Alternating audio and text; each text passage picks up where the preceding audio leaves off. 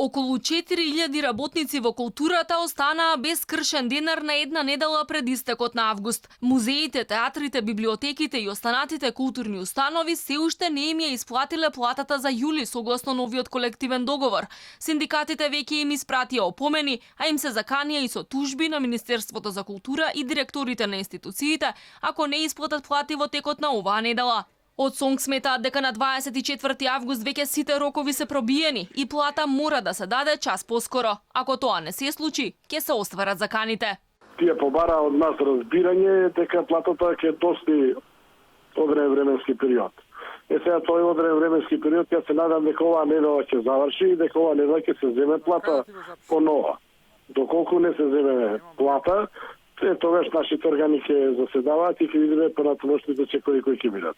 Во секој случај важно е да се знае дека платата мора да се исплати по новиот колективен договор. Доснењето е едно и ние ќе реагираме заради доснењето, меѓутоа исплатата мора да биде по нова.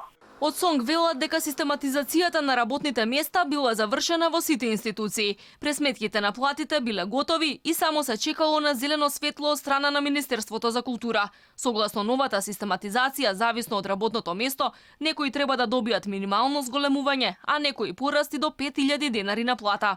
Административните работници во културните установи дава се од себе максимум, дури годишните одмори не ги искористија, ги работеат и усогласување на систематизација и нови решенија согласно новиот колективен договор и мислам дека таа работа е завршена во сите институции, платите се изработени и колку што имам информации се предадени во Министерството за култура.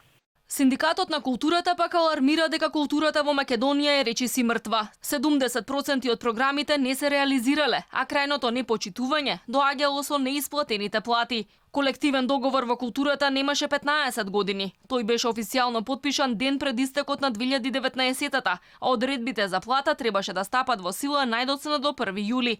И покрај нивелацијата на платите, културните работници се со најниски примања во јавниот сектор.